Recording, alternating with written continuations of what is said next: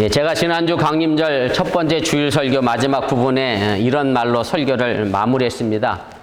물론 기억하지 못하실 것 같아서 제가 원고 그대로 다시 읽어 드리겠습니다. 우리는 예수님을 믿습니다. 그리고 지금 우리는 예수님의 탄생을 기다리는 강림절을 맞이했습니다. 우리가 예수님을 기다린다는 것은 예수님을 사랑한다는 뜻입니다. 또한 예수님을 기다린다는 것은 바로 예수님처럼 된다는 뜻입니다. 기다리면서 닮아가는 것입니다. 제가 이렇게 지난주 설교를 마무리했습니다. 오늘은 강림절 두 번째 주일입니다. 강림절은 바로 예수님의 오심을 기다리는 절기이고, 이것은 가깝게는 성탄을 기다리는 절기이기도 하고, 조금 멀리 생각해 보면 다시 이 땅에 오실 재림 예수를 기다리는 절기가 바로 강림절 혹은 대림절, 대강절이라는 말로 설명을 하게 됩니다. 그래서 저는 오늘 강림절 두 번째 주일에 다시 오실 예수님을 그럼 우리가 어떻게 기다릴 것인가에 대하여 좀 생각해 보면서 은혜를 나누고자 합니다. 제가 감리교 신학대학교를 입학할 당시에 저희 아버지가 동두천 제1교회에서 부목 생활을 마무리하시고 강화도로 담임자로 파송이 되시게 됩니다.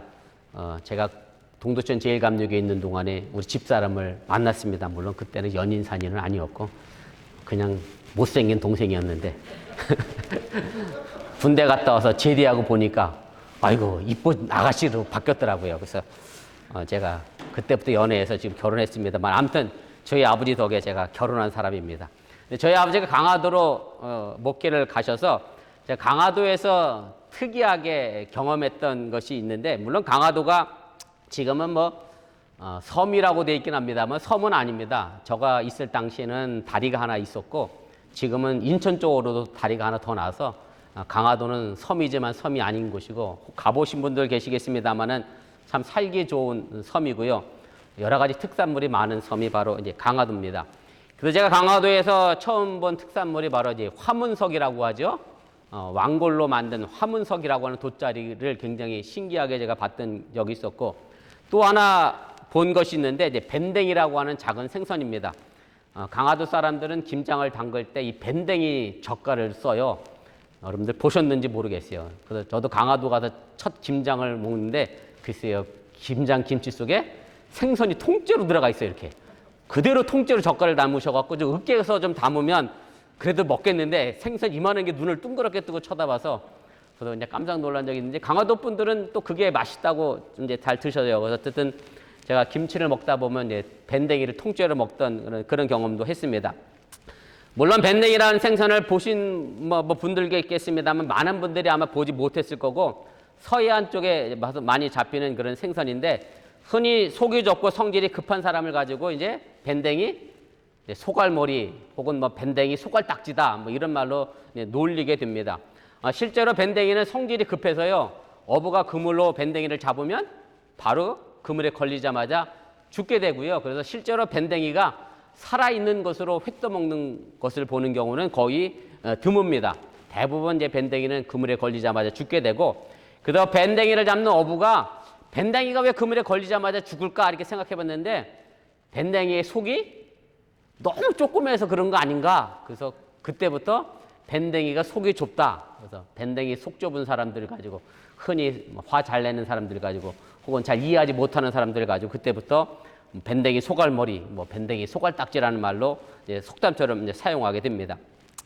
근데 어찌 보면 이 밴댕이 소갈머리라고 하는 말은 지금 현대를 살아가는 모든 사람들이 가지고 있는 공통적인 특징이 아닌가 그런 생각을 가지게 됩니다.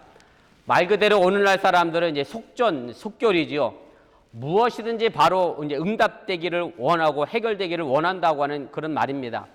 특별히 한국 사람들은 또 이 부분에서 이제 빠지지 않고 선두권을 유지하는 그런 민족 가운데 하나인데, 저는 아직 저도 동남아라고 해봐야 필리핀 정도밖에 가지 못했습니다만은 오죽하면 동남아 사람들이 다른 말은 몰라도 빠리빠리만 안다고, 식당에 가서 음식 시켜놓고 음식이 만들어지기도 전에도 빨리빨리 갖다 달라고 해서 그런 말을 알고 있다라고 이야기할 정도로 어쨌든 한국 사람도 참 빠른 것을 좋아하는 그런 민족이기도 합니다.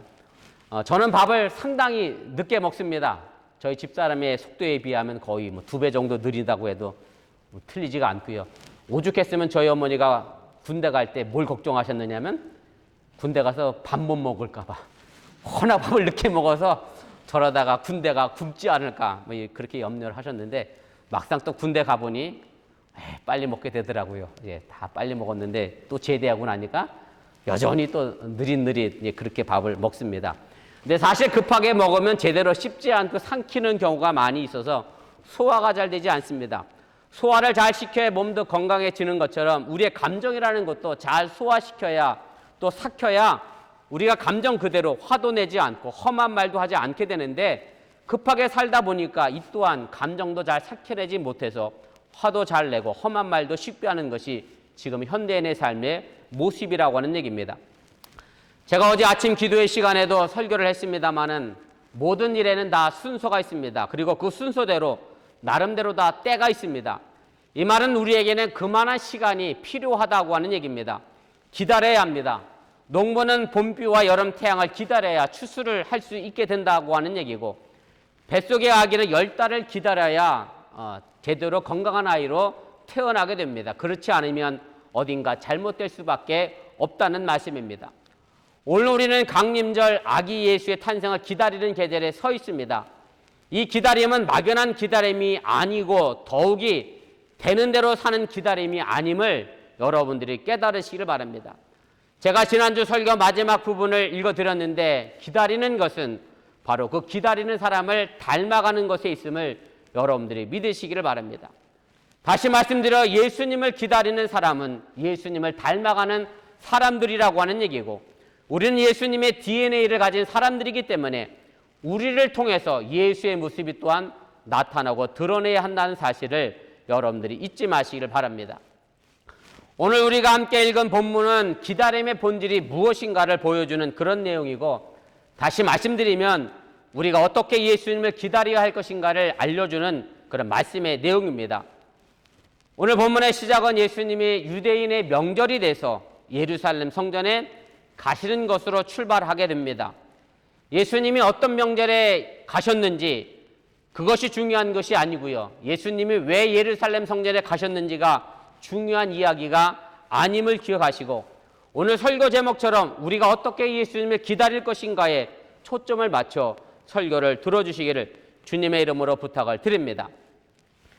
예수님이 어떤 유대인의 명절에 예루살렘에 가셨는지는 모르지만 오늘 본문 9절 말씀에 보면 이날은 안식일이었다라고 그렇게 되어 있습니다. 그런데 본문에 등장하는 많은 병자, 맹인, 다리 저는 사람, 혈기 마른 사람들 마음속에는 전혀 안식이 없었음을 우리가 알게 됩니다. 쉽게 말씀드리면 안식일이 되었다고 해서 저절로 그 많은 병자들 마음속에 안식이 생겨난 것이 아니라는 말씀입니다.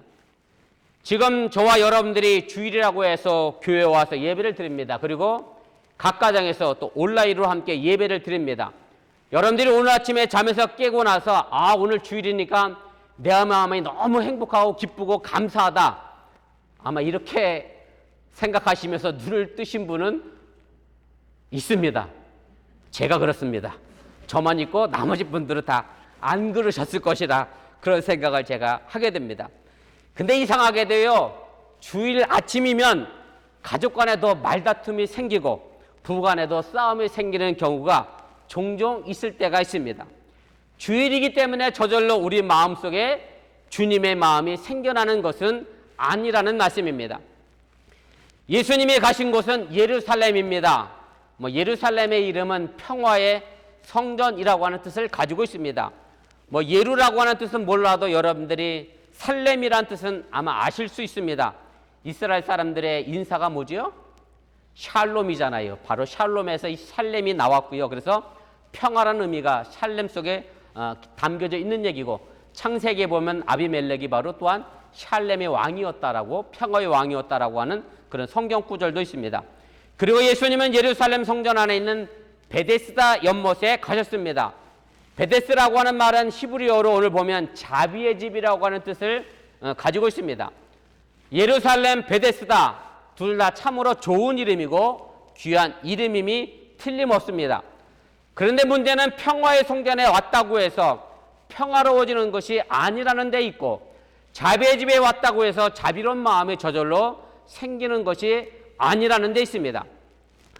다시 말씀드리면 지금 여러분들이 교회에 왔다고 해서 저절로 평안해지는 것은 아니라고 하는 말씀입니다. 예배를 드렸다고 해서, 기도를 했다고 해서 내게 참 행복이 주어지는 것도 아니라고 하는 말씀입니다. 하나님의 말씀이 지금 들려지니까 내가 저절로 성숙해지는 것도 아니라는 말씀입니다. 그랬다고 하면 저도 그렇고 여러분들도 그렇고 벌써 예수님처럼 됐을 것이고 아니면 천사처럼 아마 변했을 겁니다. 무엇인가 아무것도 하지 않으면 베데스다 연못가에 막연히 누워있는 병자들과 다르지 않다라고 하는 얘기입니다. 우리가 교회 와서 예배 드리는 것도 바로 마찬가지라고 하는 말씀입니다. 그래서 막연한 기다림, 막연한 예배, 막연한 기도가 우리를 성숙하게 하는 것이 아니라고 하는 얘기고요. 우리가 병들어 있는 한 그 어떤 예배와 기도도 우리를 평안하게 하지 못한다고 하는 사실을 여러분들이 깨달으시길 바랍니다. 예수님은 예루살렘 성전 안에 있는 베데스다 연못에서 많은 병자를 보시게 됩니다. 제가 오늘 본문 3절 말씀인데 다시 한번 그대로 읽어보겠습니다. 그 안에 많은 병자, 맹인, 다리 저는 사람, 혈기 마른 사람들이 누워 물의 움직임을 기다리니 이렇게 되어 있습니다. 여기 베데스다 자비의 집에 와 있는 많은 병자들이 자비를 얻지 못하고 평화의 성전에 와서도 평화를 얻지 못하고 그냥 누워 있었다는 얘기입니다. 병자들이었기 때문에 자비를 얻기를 원했고 평화를 얻기 원했지만 물의 움직임만을 막연히 기다리는 사람들에게는 자비와 평안이 없었다는 말씀입니다. 이와 마찬가지로 교회 다녀도 여전히 병들어 있는 사람들이 많이 있습니다. 오늘 우리가 읽지는 않았습니다만 이 사건 이후에 요한복음 5장 14절 말씀에 보면 예수님이 38년 된 병자를 치유하시고 나서 그 치유된 사람을 보고 이런 말씀을 하신 성경 구절이 있습니다. 제가 읽겠습니다. 앞에 화면에 있습니다. 함께 보시길 바랍니다. 그 후에 예수께서 성전에서 그 사람을 만나 이르시되 보라 내가 나았으니 더 심한 것이 생기지 않게 다시는 죄를 범하지 말라 하시니 이렇게 말씀합니다. 예수님이 이 38년 된 병자에게 다시는 죄를 짓지 말라고 한 것으로 보아서 이 병은 단지 육신의 질병만이 아니라는 얘기고요. 그 속에 죄가 있었다고 하는 사실을 우리가 알게 됩니다. 사실 지금 이것이 바로 교회 다니고 있는 사람들 가운데 많은 분들이 가지고 있는 문제라고 해도 틀리지가 않습니다. 다시 말씀드리면 교회에 다녀도 삶은 변화되지 않습니다. 자비와 평화의 마음으로 예배를 드렸다고 했고 기도를 했다고 해서 그것으로 얻어지는 것이 아니라고 하는 말입니다.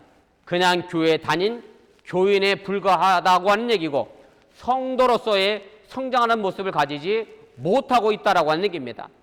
그래서 여전히 소경처럼 볼 것을 보지 못하게 됩니다. 여전히 덜뚝바리처럼 삶의 길을 제대로 가지 못하고 기우뚱거리게 됩니다. 여전히 혈기 마른 사람처럼 말씀이 삶이 되지 못해서 영적으로 마음으로 말라 비틀어진 삶을 살아가고 있고 손과 발이 말씀대로 움직이지 못하고 있다는 그런 말씀입니다. 오늘 본문 4절을 보면 예수님은 여기서 38년 된 병자를 만나게 됩니다. 여러분들이 생각해 보셔도 이 38년 동안 병을 가지고 살았다고 하면 거의 인생의 절반을 병으로 고생한 것임을 우리가 알게 됩니다. 그런데 이 38년이 구약 성경에도 등장합니다. 신명기 2장 14절 말씀인데 거기에 보면 이 38년이라고 하는 숫자가 또 한 번 등장합니다. 제가 읽겠습니다. 가데스 바네아에서 떠나 세례 시내를 건너기까지 38년 동안이라 이런 말씀이 있습니다.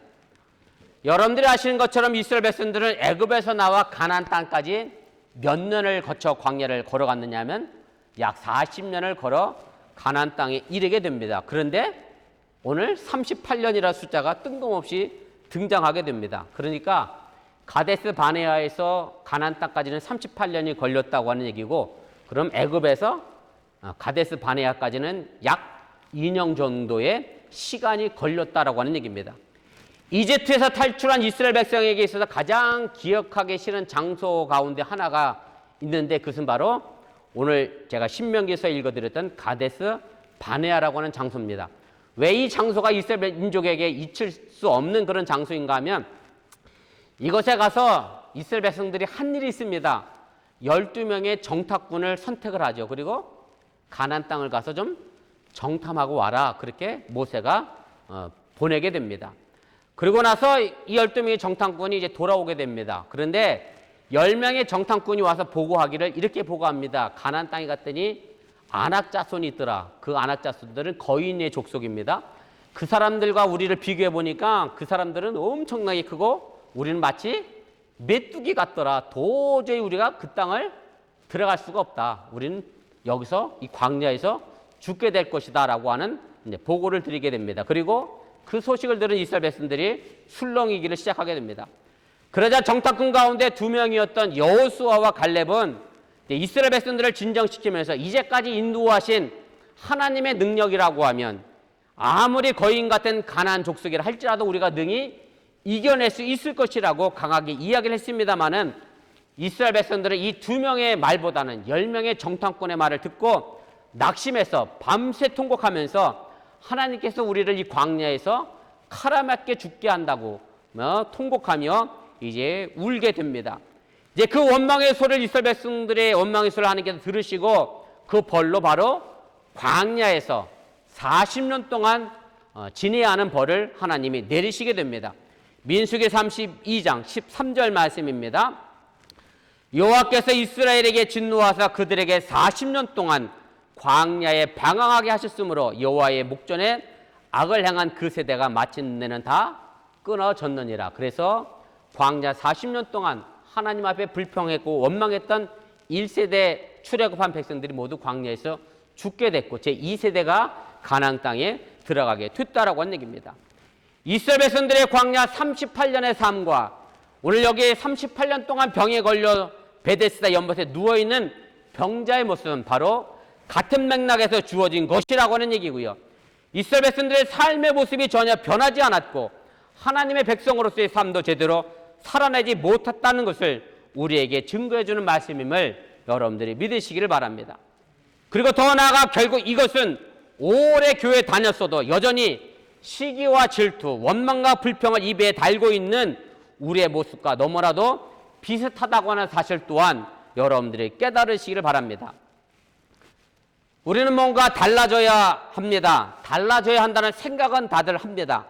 그러나 병에 너무 익숙해져 있다 보니 달라져야 한다고 생각하면서도 현재의 죄된 삶을 벗어버리지 못하고 여전히 죄인의 모습으로 살아가고 있음을 알게 됩니다. 말로는 낫기를 바란다고 하지만 병도 죄도 너무 오래되다 보니 익숙해져서 그것이 우리의 팔자가 되어 버렸다고 하는 나심입니다. 아니 어찌 보면 우리의 무의식 깊은 곳에서는 오히려 낫기를 바라지 않는 마음도 자리 잡고 있다고 해도 틀리지가 않습니다. 죄와 병에 너무 익숙해져 있다 보니 그런 대로 살만 하고 굳이 내가 왜 예수님의 모습을 닮아가려고 해서 내 자신을 힘들게 할까? 내가 왜 십자가길을 걸어가게 할까? 그렇게 생각하고 있는 사람들도 적지 않게 된다고 하는 얘기입니다. 바로 이 38년 된 병자의 모습과 같다고 하는 얘기입니다. 그저 누워있으니 남이 밥 먹여주고 남이 입혀주고 남이 데려다주니 38년의 생활이 오히려 편해졌고 그래서 병에서 낫고자 하는 의지조차 점차로 없어지게 됐다라고 하는 얘기입니다.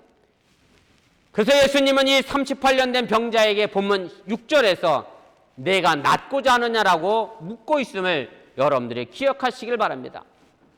그러자 병자는 본문 7절에서 이렇게 대답합니다. 주여 물이 움직일 때에 나를 못에 넣어주는 사람이 없어 내가 가는 동안에 다른 사람이 먼저 내려가나이다 라고 대답을 하게 됩니다. 오늘 보면 4절 말씀에 보면 이 베데스다 연못에 물이 움직일 때 들어가는 사람은 어떤 병에 걸렸든지 낫게 된다라고 되어 있는데 문제는 물이 움직일 때 자신을 넣어줄 사람이 이 병자에게는 없었다라고 오늘 말하고 있음을 보게 됩니다. 이 38년 된 병자는 물이 움직이를 기다리고 있었고 그리고 그 자신을 그 연못에 넣어줄 사람을 기다렸습니다. 말 그대로 막연히 기다렸다는 말씀입니다. 이 기다림은 또한 유대인의 메시아 대망 사상과도 연결되어짐을 우리가 기억할 필요가 있습니다. 유대인들은 언젠가 메시아가 오셔서 자신들을 로마의 압제로부터 구해줄 것이라고 믿고 있는 사상인데 이것 또한 너무나 막연한 기다림이었다고 하는 얘기고요. 남의 도움을 기다리는 타력신앙이라고 하는 사실을 우리가 기억할 필요가 있습니다. 시간이 지나면 어떻게 되겠지 하면서 막연하게 기다리는 것이 유대인들이 가지고 있었던 메시아 대망 사상이었다라고 하는 얘기입니다. 이것을 다시 본문과 현실로 적용을 하게 되면 예루살렘 성전 베데스다 연못에 있다 보면 어떻게 되겠지 생각하는 것이라고 하는 얘기고요. 교회 다니다 보면 안 다니는 것보다 낫겠지라는 생각을 가지게 된다라고 하는 얘기입니다. 이에 대해서 예수님이 이 병자에게 오늘 본문 8절 말씀에 이렇게 이야기를 하게 됩니다. 일어나 네 자리를 들고 걸어가라. 분명하게 선언하고 말씀하고 계심을 여러분들이 잊지 마시길 바랍니다. 오늘 여기서 일어나라고 예수님은 말씀합니다. 일어나라라고 하는 말은 히라보로 에게이로라고 하는 단어를 사용합니다. 제가 이 에게이로라고 하는 단어는 이미 여러 번 설명을 드렸는데요. 부활하다라고 하는 뜻의 의미도 가지고 있고 예수님이 부활하셨다라고 하는 단어가 바로 이 에게이로라는 단어가 사용되어졌습니다. 이 단어는 바로 우리 기독교의 부활 용어입니다. 다시 말씀드리면 병에 익숙해요. 죄가 오히려 편한 상태, 그것은 죽음의 상태라고 하는 것이고요. 바로 죽은 것이나 다를 바 없는 삶에서 일어나 부활하라고 예수님은 말씀하고 있음을 여러분들이 믿으시기를 바랍니다. 그리고 눌러 앉아 있었던 자리를 들라고 말씀하십니다. 오늘 여기서 들다라고 번역되어 있습니다만은 이 들다라는 말은 어찌 보면 정확하게 번역된 표현은 아닙니다. 이 말은 히라보로 아이로라고 하는 단어를 사용했는데 이것은 치우다라고 하는 의미가 더 큽니다. 그래서 익숙해진 병과 죄의 자리, 팔자와 운명을 치우라는 의미가 담겨져 있음을 여러분들이 또한 기억하시길 바랍니다.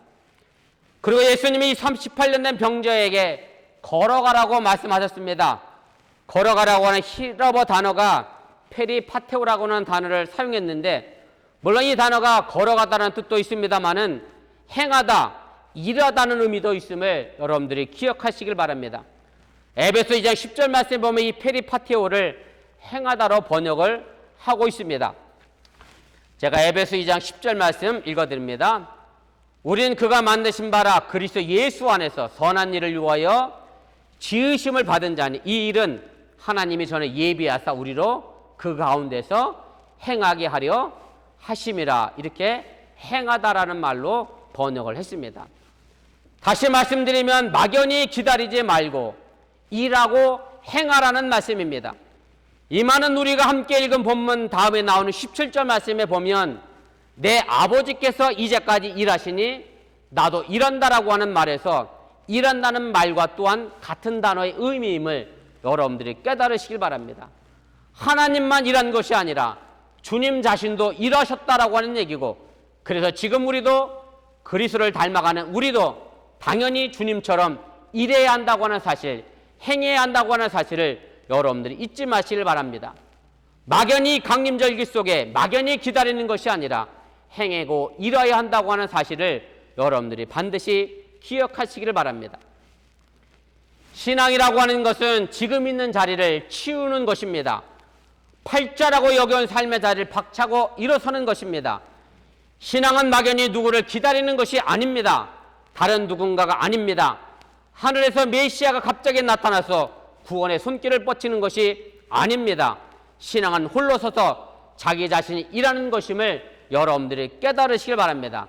신앙은 홀로 서서 예수의 모습을 닮아가는 것에 있음을 여러분들 또한 믿으시기를 바랍니다. 오늘 우리는 기다림의 계절 강림절 예배를 드리고 있습니다. 막연한 기다림이 아닙니다. 어번교회가 시간이 지나고 나면 기다리다 보면 어떻게 잘 되겠지 하는 막연한 기다림으로는 성숙한 교회의 모습을 이뤄낼 수 없음을 여러분들이 기억하시기를 바랍니다. 우리의 가정이 어떻게 하다 보면 되겠지라고 해서는 아무것도 이룰 수가 없습니다. 지금의 병든 자리, 지금의 죄된 자리를 치우지 않는 한 우리는 그 어떤 것도 이뤄낼 수 없다는 말씀입니다. 지금의 눌러앉은 마음을 치우지 않는 한 여전히 우리 교회는 죽은 교회가 되고 여전히 죽은 교인이고 여전히 죽은 가정이 될 수밖에 없다고 하는 사실을 여러분들이 깨달으시길 바랍니다. 여러분들이 아시는 것처럼 말 그대로 코로나가 절정에 이르렀습니다. 앤서니 파우치 박사가 내년 1월이면 우리 코로나 때문에 50만 명 이상 미국이 죽을 것이라고 하는 그런 예상 수치를 발표를 했고, 12월 말이면 이제 백신이 승인이 돼서 이제 접종을 시작한다는 그래도 반가운 소식이 우리에게 들려오는데, 미국인의 절반이 이 코로나 백신은 맞지 않겠다라고 이야기하고 있는 그런 상황입니다. 그런데 분명한 것은 모두가 다 같이 백신을 맞지 않는 한 코로나는 결코 끝나지 않는다라고 하는 사실입니다. 우리 교회가 이제 당회와 구역회를 준비 중에 있습니다. 한 해를 정리하고 새로운 내년을 또한 준비합니다. 그리고 새로운 임원도 선출하려고 하고, 또 각 남녀 선교회에서 회장도 뽑고 또 임원도 뽑으려고 하고, 또 각 부서의 부서장도 임명하려고 합니다. 그런데 제가 이제껏 목회하면서 느낀 것 가운데인데요, 어떤 분에게 뭘 시키면 아유 감사합니다, 제가 열심히 해보겠습니다 라고 하신 분은 아직 한 번도 본 적이 없습니다. 전부 저는 부족해서 못합니다, 이건 이래서 못하고 저건 저래서 못하고, 전부 부족해서 못하겠다고 하신 분들만 제가 여러 번 만났는데요, 모두가 부족해서 아무도 할 사람이 없다고 대답을 합니다. 그런데 부족하지만 제게 맡겨주시니 제가 한번 감당해 보겠습니다라고 행하는 신앙이 우리 교회를 바꿀 수 있고 변화시킬 수 있음을 여러분들이 믿으시기를 바랍니다. 코로나 이후에 우리 어번교회가 부흥하고 성장하기를 기도하고 있습니다. 그러나 이런 막연한 기도로는 아무것도 이룰 수가 없습니다. 내가 코로나 이후에 교회를 위하여, 자신의 신앙을 위하여, 가정을 위하여 어떻게 행할 것인가를 묻는, 행동하는 기도가 필요하다고 하는 사실을 여러분들이 잊지 마시기를 바랍니다. 이제 더 이상 우리 어번교회는 막연한 기도를 드리지 마시기를 바랍니다. 내가 어떻게 할 것인가를 묻는, 행동하는 기도를 드리시기를 주님의 이름으로 간절히 부탁을 드립니다. 더욱이 교회라고 하면 모이는 것에 게을리하지 마시기를 바랍니다. 지금이야 코로나 감염의 문제로 함께 예배 드리는 것이 어려운 것이 사실이고요. 또 우리가 감염을 막기 위하여 우리가 온라인으로 예배 드리는 것도 당연한 일이긴 합니다만은, 제가 염려하고 걱정하는 노파심은 코로나를 그저 교회 가기 싫은 핑계거리로 삼지 마시기를 정말로 주님의 이름으로 간절히 부탁을 드립니다. 이제 올해가 한 달이 채 남지 않았습니다. 성탄과 새해를 막연히 기다리지 마시고 이 기다림의 계절에서 내가 어떻게 행하며 기다릴 것인가를 묻는 기도를 드리시기를 정말로 간절히 부탁을 드립니다. 그래서 오늘 주님이 들려주신 일어나 살아온 자리를 치우고 행하라는 이 말씀을 마음속 깊이 새기시면서 성탄과 재림하실 주님을 기다리시기를 주님의 이름으로 간절히 축원을 드립니다. 우리 기도하겠습니다. 우리 말씀을 기억